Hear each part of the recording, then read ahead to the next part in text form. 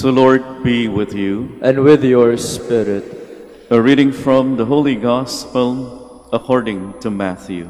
Glory to you, O Lord. Now, this is how the birth of Jesus Christ came about. When his mother Mary was betrothed to Joseph, but before they lived together, she was found with child through the Holy Spirit. Joseph, her husband, since he was a righteous man, yet unwilling to expose her to shame, decided to divorce her quietly.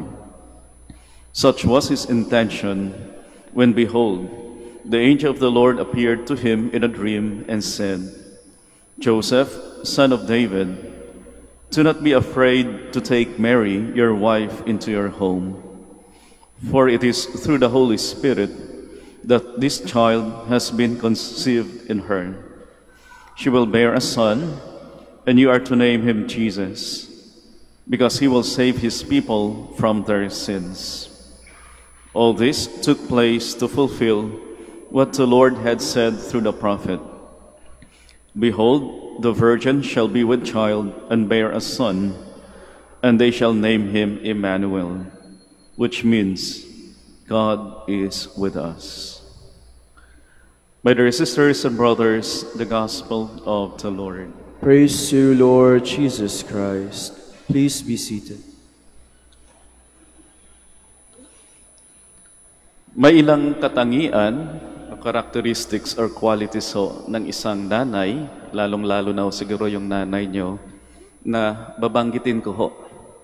At kung sa tingin nyo, yung katangian na ito ay nasa nanay nyo, okay lang ho ba na pakitaas yung kamay para masabi nyo, ay nanay ko, ganun po, Father. Katangian yan ng nanay ko. Disclaimer lang po, lalong-lalo na sa mga nandito ngayon, na yung nanay nila ay katabi nila. Pakitaas yung kamay yung mga anak na yung katabi nila, ay yung nanay nila, katabi nila. May iilan ho. So, nasasabi ko lang, mag-ingat lang ho. Baka walang breakfast o walang lunch mamaya pag hindi kayo nagtaas ng kamay. So, unang katangian ho, ang nanay ko maganda. Ay, ang nanay ko maganda. Ba, merong proud talaga ng mga anak dito. Pangalawang katangian ho, ang nanay ko mabait. Ba, mas marami yung mabait. Yung nanay nila hindi maganda, mabait lang. At pangatlong katangian ho, ang nanay ko magaling magluto. Kitang-kita sa katawan nyo. At yung pang-apat, ang nanay ko, tahimik, di maingay, di madada, di marites. Pakitaas yung kamay, ay iilan lang. At yung panghuling katangian ho, ang nanay ko, pasensyosa, ang nanay ko, di nagagalit. Mas lalong wala. Sino naman ho dito, sa tingin nyo, ay meron ho bang nakakuha ng perfect score na sa lahat ng katangian na binanggit ko, ay katangian ng kanyang nanay? Meron ho ba? Wala. No, kung sa tingin nyo, perfect yung nanay nyo, sana nga, sana all.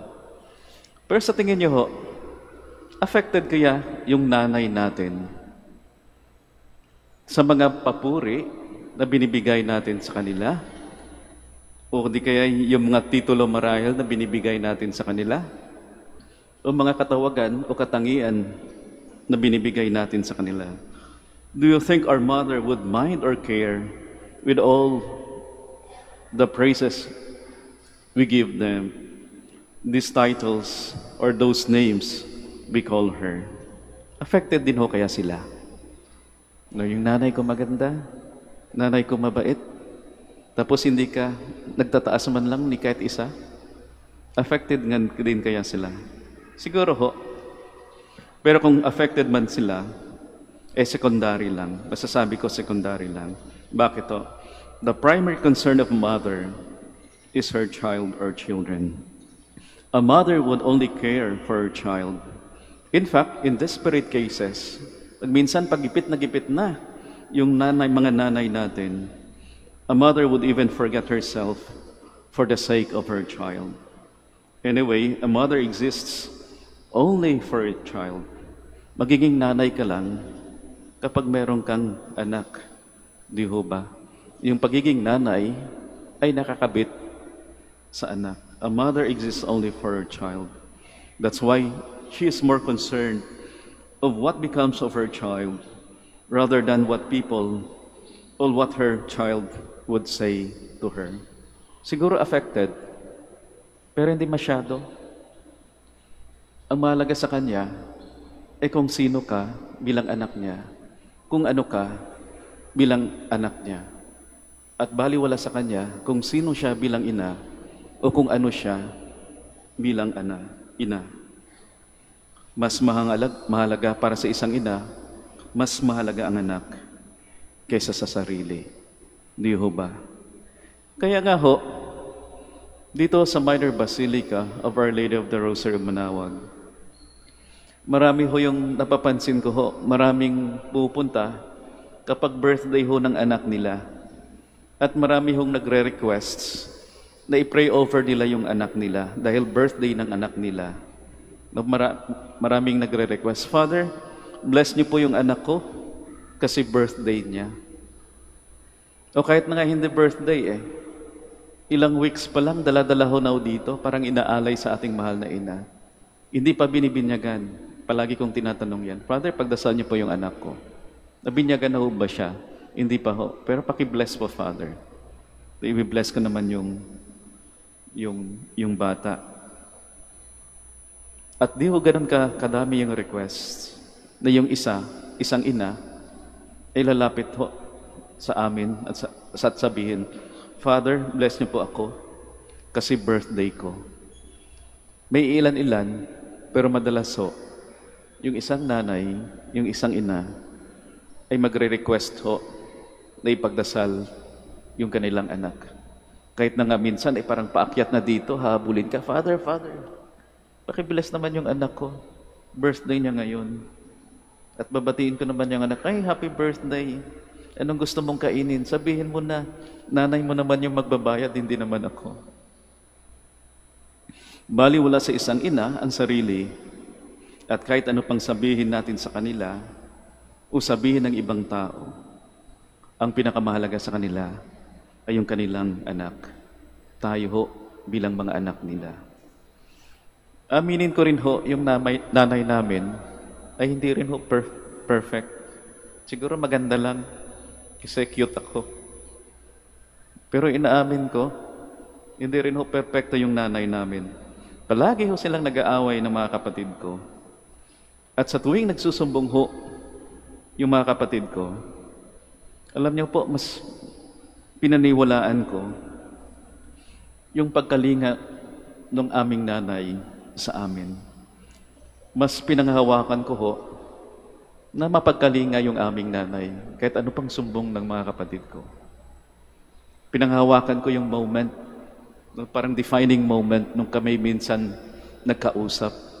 Bihira naman kami magkausap ng aming nanay. Sa tuwing nagbabakasyon ho ako, madalas yung pag-uusap po namin ng aming nanay, tungkol lang ho sa sarili niya. Paulit-ulit yung kwento ng history ng buhay ho niya. Paulit-ulit ho yan. Kaya minsan, binagi ko ho yung usapan, parang tinest ko lang ho yung aming nanay. Sabi ko sa kanya, Nay, feeling ko di mo ako mahal. Yun ang sabi ko sa kanya.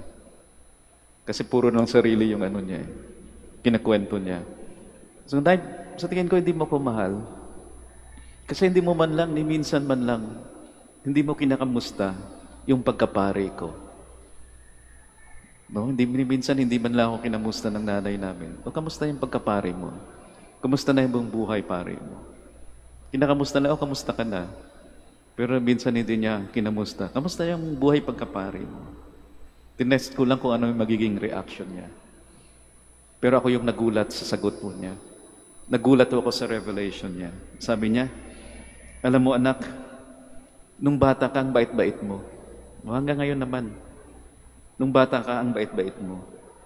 At kahit nung bata ka pa, ay napapansin ko na parang kaya mo na yung sarili mo. Parang ang dali mong umintindi at madali kang sumunod. Kaya alam mo, minsan, nung sinasadya ko, nilalagay lang kita sa mesa.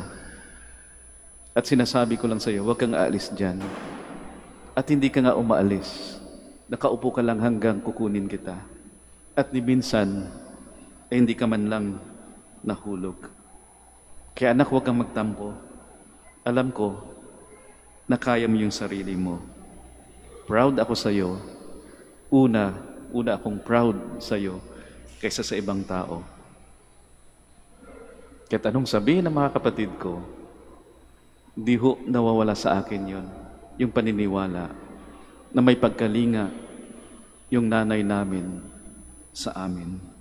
Di nawawala yung pagkalinga ng isang ina para sa anak. Kaya may imagine nyo lang po kung ano yung guilt nung isang nanay o nung isang babae na nagpa-abort. Nako, ang hirap po. Ang hirap matanggal. Kahit ilang beses na kinukumbisal, paulit-ulit. At mukhang isasama niya na sa lupa yung guilt na yon. Dahil nandun palagi ang pagalinga ng isang ina sa kanyang anak. Ngayong araw ay birthday ho ni Mama Mary. At meron ho tayong pagbati marahil sa kanya. Meron ho tayong pag-aalay sa kanya. At maganda ho yun na hindi tayo nakakalimot. Kaya nakakatuwa ho, so, during September 8, ay marami hong pumupunta dito sa Minor Basilica. At nagdadagdag pa ho kami ng isang misa. Usually, pag weekdays, walang 12 o'clock Mass. Pero pag mga ganitong celebration, nagdadagdag ho kami ng 12 o'clock Mass during weekdays. Kasi alam namin na marami hong taong pupunta. Maraming gustong bumati sa ating mahal na ina at maraming gustong umalay ng pasasalamat at mga panalangin sa kanya. Maganda na din naman ho. Pero sa tingin ko, mas mahalaga ho sa ating mahal na ina kung ano ho yung ginagawa natin sa buhay natin bilang mga anak niya. Hindi ho, baliwala ho sa kanya kung ano yung papuri meron tayo. Pero mas mahalaga sa ating mahal na ina, ano ba ang ginagawa natin sa buhay? Kamusta na ba tayo sa ating buhay? Batiin ho natin yung ating mahal na ina sa araw na ito, sa special day na ito. Mama Mary, happy birthday. At Mama Mary, salamat sa pagkalinga mo sa amin. Mama Mary, patuloy mo kaming gabayan na maging kagaya mo, na ang buhay namin ay buhay din na napupuno ng grasya, may pananampalataya, may kabutihan at katapatan. Mama Mary, nawa matupad namin ang buhay na ninanais mo sa amin. Amen. We all